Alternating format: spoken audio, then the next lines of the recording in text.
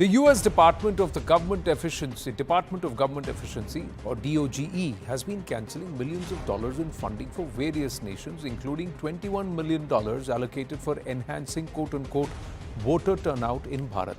The DOGE authorities said that the U.S. has decided to slash a $21 million program designed to increase voter turnout in Bharat and a $29 million initiative aimed at strengthening Bangladesh's political landscape. Now, according to DOGE's post, $486 million was being given to the Consortium for Elections and Political Process Strengthening, which included $21 million for voter turnout in Bharat, equivalent to about 182 crores as per today's dollar to rupee value. Now, reacting to the DOGE report, Sanjeev Sanyal, economic advisor to the Prime Minister Narendra Modi, launched a scathing attack on USAID, the US International Development Agency, describing it as the biggest scam in human history. Sanjeev Sanyal questioned where the $21 million for voter turnout in Bharat, $29 million for political landscape in Bangladesh, and the $20 million for fiscal federalism in Nepal had actually gone. Established in 1995, CEPPS is a coalition of non-profit, non-partisan, non-governmental organizations dedicated to promoting democratic institutions and governance worldwide.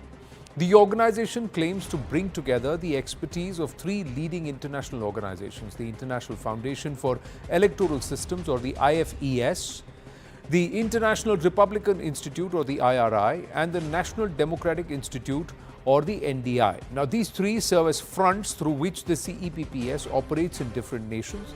IFES, which signed an MOU with the Election Commission of India in 2012 under the then Election Commissioner S.Y. Qureshi, is not just funded by USAID but also by several private entities with questionable motives. Former CEC S.Y. Qureshi has clarified that no financial transactions were a part of this MOU back in 2012-2013. The BJP, meanwhile, has raised the concern whether this crucial election-related data with the Election Commission was actually shared with IFES and NGOs that are funded by USAID.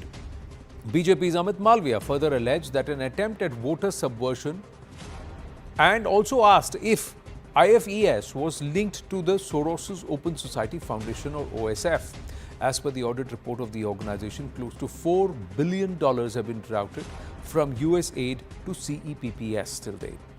Congress's Pawan Khera, meanwhile, posted on Platform X saying that back in 2012, when the Election Commission of India allegedly received funding from USAID, the ruling party was the Congress. He asked the BJP, was the Congress government sabotaging its own electoral prospects by inviting this supposed foreign interference? He went on to ask whether the BJP won the 2014 elections thanks to George Soros and the USAID. BJP MP Sudhanshu Trivedi, while addressing a press briefing, further alleged external interference in Bharat's electoral process, a charge the party has been making repeatedly over the past several months, linking billionaire investor and philanthropist George Soros directly to the Congress party. The party further asked, who gains from this? Not the ruling party for sure. Well, let's go across to Tuhin Sinha, national spokesperson of the BJP. Nikul Patel, Congress leader, should also be joining us, and Dr. Anand Ranganathan, author, scientist and political commentator, also with us. My namaste, Jai Hind and Jai Bharat to everybody. We're also hopeful that the former Chief Election Commissioner, Shri O.P. Rawat, should be joining us sometime through the broadcast. So we'll go straight across to him whenever he joins. But Tuhin Sinha, what is the charge here? Because if we go by what the USAID has said, this money has been coming on not just in 2012-2013. It's being pushed to the IFES regularly. So even through the 2019 and 2024 elections, this money seems to have come here. And interestingly, IFES has been functioning right under the noses of the very government of the day over the last decade or so. It's only recently, when this whole matter came out, that those tweets have been deleted, posts have been deleted, etc., etc. Well, namaste, Anand. Namaste, everybody. First of all, the US aid, like Mr. Sanyal puts it, seems to be the biggest scam in recent times. So when they allocate $21 million for voter turnout in India, when they allocate $29 million for strengthening, democracy in Bangladesh, it seems that they are anyway mentioning the code words, because we saw how democracy was strengthened in Bangladesh by overthrowing Sheikh Hasina. So similarly, when they talk about increasing voter turnout, it probably was, legitimizing illegal voters who don't, who don't deserve a franchisee, illegal voters, and No, Rohingyas and all of that. that is a serious claim that's being made. I'm interrupting you, Tuhin. Nikul Patel joins us, but I'm going to go across to O.P. Rawatji. He's joining us, so let's go across to him straight up. O.P. Rawatji, namaste. This is Anand Narasimhan here. So you presided over the 2019 general elections. Were you aware of this entity called IFES in Bharat? Election Commission has been aware of this for so many years, and they have been doing excellent work of strengthening democracy worldwide. They provide capacity building training wherever the institutions are available to election managers of different democracies. And in fact, India also signed an MOU with them to facilitate training of election managers of democracies worldwide at Delhi located India International Institute of Democracy and Electoral Management. And this MOU also specified that there will be no legal and financial obligation on either side because of this MOU. The training between IIDM and the democracy concerned from where the election managers come, Right. they will have a contract for financing the training, for sending the candidates. All those things will be between these two entities. So there is absolutely nothing. These agencies work only for strengthening democracy worldwide. But these agencies, do they need 180 crore to offer the services that they claim to offer to the Central Election Commission? Now, this will have to be seen for how many years. At times, they give for 5 years. In fact, I had a chance meeting on 24th of January in Delhi with IFS representative from Nepal. He was telling that another funding is going on. So these are normal things, and collaboration of election management bodies and these entities, multilateral entities in the field of elections and election assistance, these are normal. But at no point did you want to ask, where is this money coming from? Who's funding these entities? Or was the Election Commission helping them via funds that were privy to the Election Commission for the conduct of elections? Was there any talk about this? Because this sum of 180 crore, and that to a collaboration of knowledge partnership. One would say that this MOU was largely knowledge partnership because it was training people, making them efficient enough to conduct the electoral process. But did they make donations to the Election Commission? Did they make or to the election process, or do they draw funds, or were you not concerned as to where were they getting their money from? Absolutely no connection with Election Commission of India that they are providing any fund to us or we are providing any fund to them. They do not provide these funds for distributing. They provide these funds for, number one, for their offices located in that country. The officers are paid out of these funds. Second thing, the systematic voter education and electoral participation type of programs, they oversee, they monitor, they collect data so that the time series data is compiled and put in public domain for all democratic countries worldwide. So these are their works for which if a grant of 170 crores or 180 crores is given for 5 years, it's nothing. So you're saying if the 180 crores was being paid for a period of 5 years, this amount is nothing, but it was coming from the US government. Now that's what we are coming to understand, that USAID was the one that was releasing this money. Then does that not concern that, and this whole aspect of foreign interference in the election process or the democratic process of another nation, be it India, Bangladesh, Nepal, however? The issue of USAID and washing their dirty linen in public domain is very different, and I don't have any comment on that. Ji. But Election Commission satisfies itself whenever any MOU is signed, whenever such agencies are coming, like I said in international conference which concluded on 24 January 25, they participated. So Election Commission satisfies itself that no hanky-panky, no any such activity under the cover of these agencies' funding is there. Only then they get in collaboration with them. Did these people have access to electoral data? Which Absolutely only that much data which is in public domain, nothing else. So the electoral put in public domain. So did they have access to voter lists, voter IDs of various constituencies, etc. before the electoral process began? Absolutely no. They have only access to data which is on internet in public domain. Nothing specific from that. Other than that, constituency-wise data, deployment, where could be the first phases of elections, and some insider information, would these people have any way of having access to all of that? Absolutely no. This is never possible. The other allegation that's being made is perhaps they could also influence certain voters. They could also influence the electoral process because of the fact that they came in on the garb of trying to aid the electoral process. That is something very complex, because who can influence voter is a very complex thing. Individuals of their own volition can do it, whether they are employed by a government or they are employed by a multilateral agency or anyone. You don't have any check on that. Those are very different issues. So we can't comment on that. So their overall goal in Bharat about increasing voter turnout. See, American elections this year have 62% voter turnout. 90 million voters didn't vote in the American elections. But they are busy trying to encourage Indian voters, where more than 65% voters have turned out with a larger base. So this whole thing of their vision statement of increasing voter turnout, does that not sound a little dodgy, or you believe it's kosher? Not at all. No issue on that side, because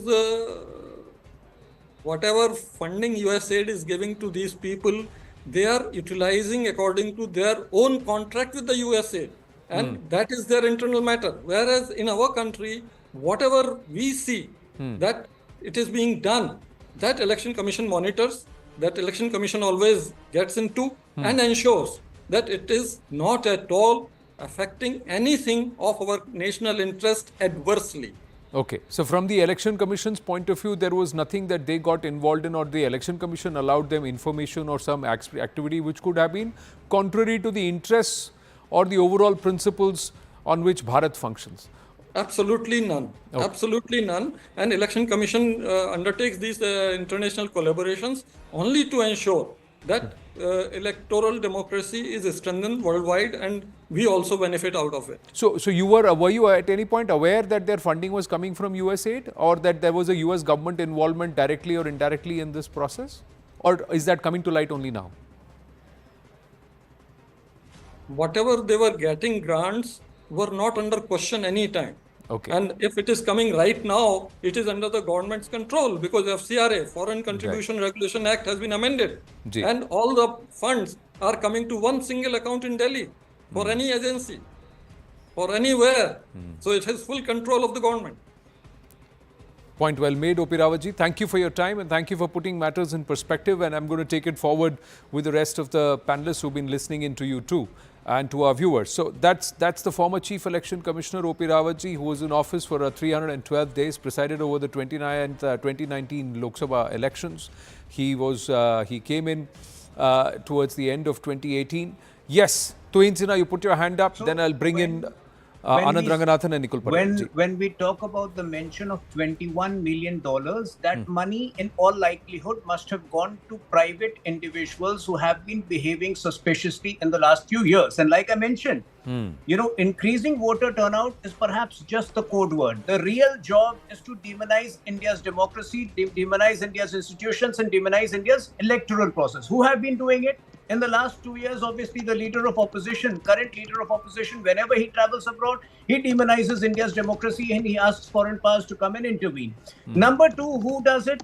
Mahua Moitra, who very clearly was talking about disenfranchisement in the state of Uttar Pradesh. There is no evidence to that. These are allegations which Samajwadi Party has been habitually making. So obviously, the suspicious behavior, and I'm sure, there are a few other members of these parties who have been similarly behaving in a suspicious manner, raising issues which may seem to, have a larger foreign sponsor. Right. So, Dr. Ranganathan and then Nikul Patel. Yeah.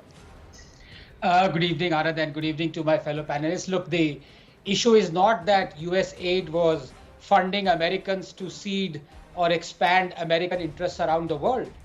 Powerful countries all over the world spend a lot of money to establish assets and to enhance their sphere of influence. USAID, in fact, was a carefully thought out arm an extension of American foreign policy and perhaps even the CIA. Essentially, they were buying influence and establishing assets, and at time preparing grounds for enhancing American business interests, helping out the so-called military-industrial complex.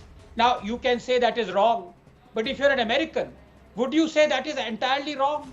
Are other powerful countries not doing it? Indeed, those Americans who want it disbanded, perhaps for good reasons now, might not even be aware that under the garb of absurd or fictitious labels or tabs, helping this out, paying this EC, the US government was in fact mollycoddling their foreign assets, helping out US businesses, perhaps even Tesla, you never know.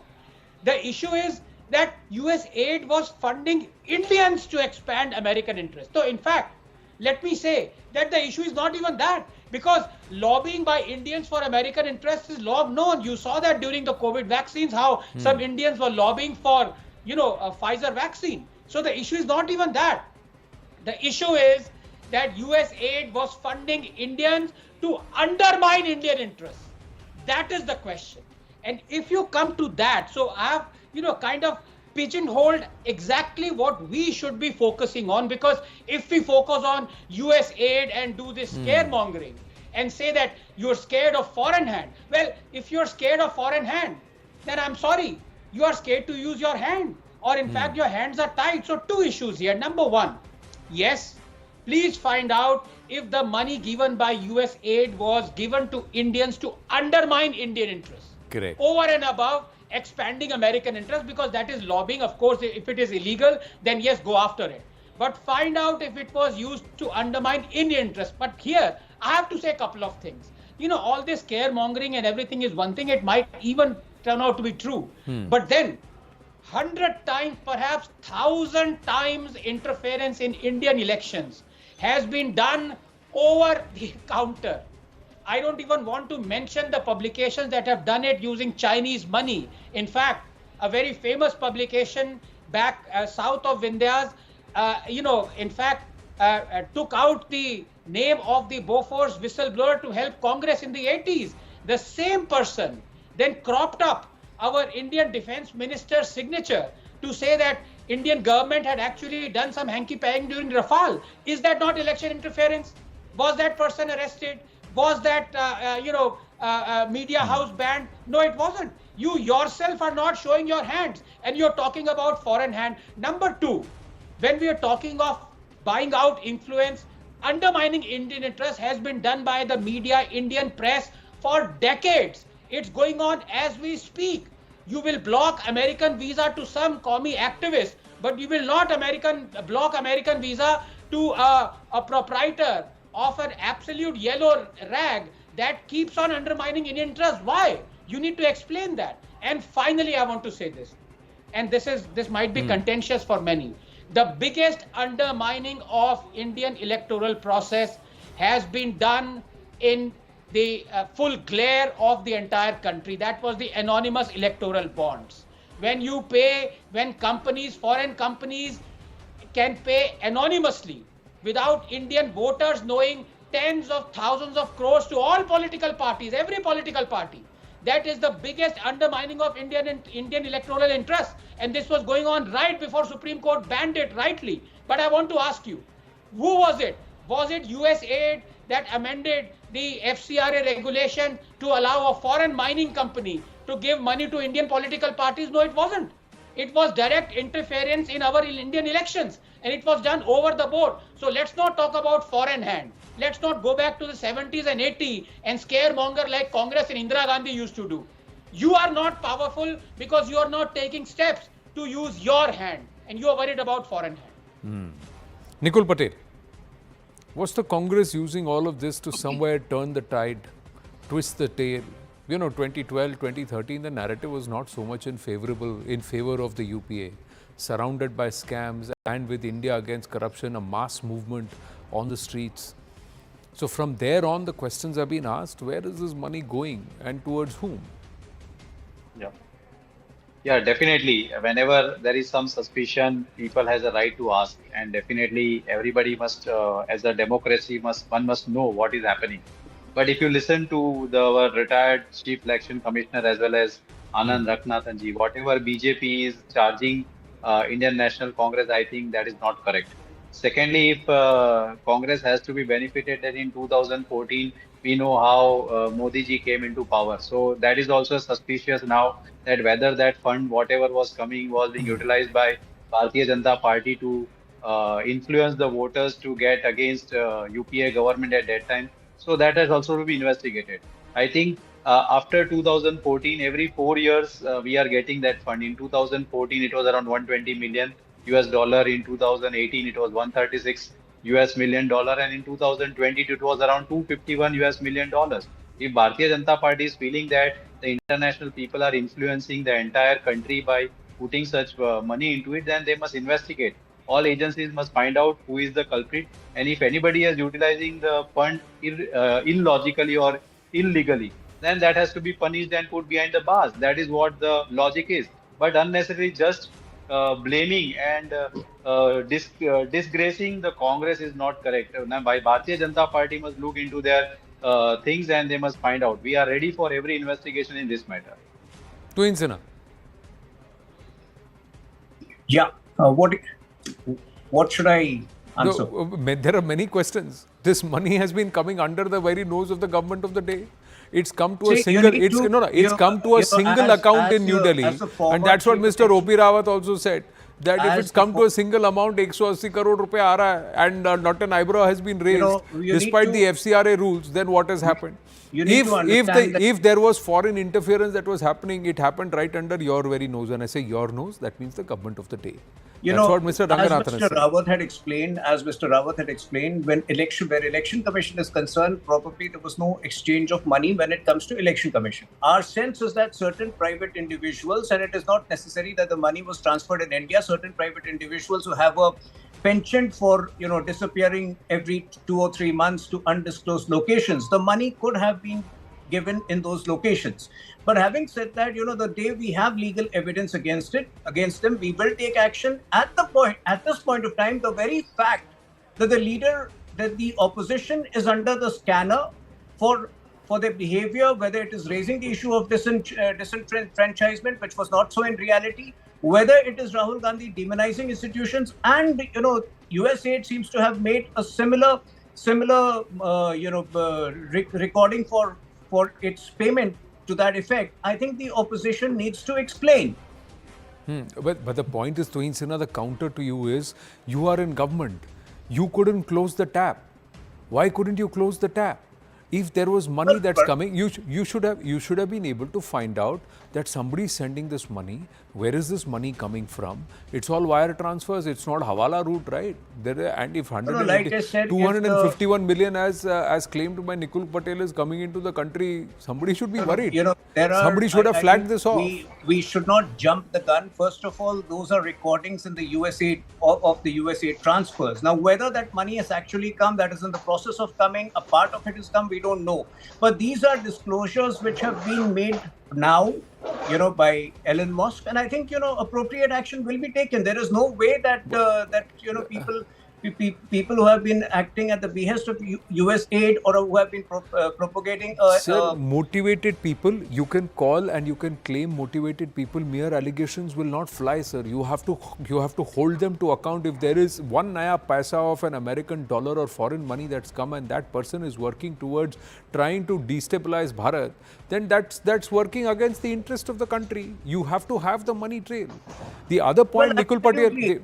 See, that's where the government of the day is being questioned. How tight are your internal security measures? Is it an unfair question to ask? If you have brought FCRA regulations against these NGOs, how are you allowing themselves to incorporate themselves as companies and then bring in foreign funding as FDI? How do you know what this money is being used for? How is an entity like IFES and its branches in India, in Bharat, operating, and why is it that they are deleting their posts only now? With these disclosures, there will be increased scrutiny. See, they have peddled multiple malafide agenda over the last 10 years. They have not succeeded. One of the reasons being the government has a vice-like grip over the administration. They can't get away with. Do they have a vice-like grip of the administration, or because the voter has continued to repose and the voter has made up her mind and his mind, despite despite the billions of dollars that are being effortlessly sunk. Look at the US, Nikul Patel. Don't try and say that the BJP may have benefited. Look at the US. Billions of dollars sunk behind Kamala Harris's campaign by this very same set of entities. Right? Who won eventually? Because the voter had made up their mind. That's a different point. But what was it being done? What was being done in the name of shouldering up democracy? Weren't all social media platforms being blanket carte blanche done? Look at the amount of money and look at the list of donors to the Biden campaign and look at who's there. All those entities are operating in our country also directly or indirectly. In whose interests were they working? That's the question that's being asked. And Dr. Ranganathan, if there are individuals, should they not be pulled up? If they have got even, $1 naya of this with the intent of certain entities being paid money to increase voter turnout, then you have a huge query. What are they trying to do? As I said, under this absurd, even I would say possibly fictitious tab of, helping out voter turnout or helping the electoral process, I'm sure this organization, which was, as I said, a very carefully extended arm of the US government, was buying out influence. So they were possibly paying out a lot of people, media professionals, politicians, bureaucrats, lobbyists, all sorts of people.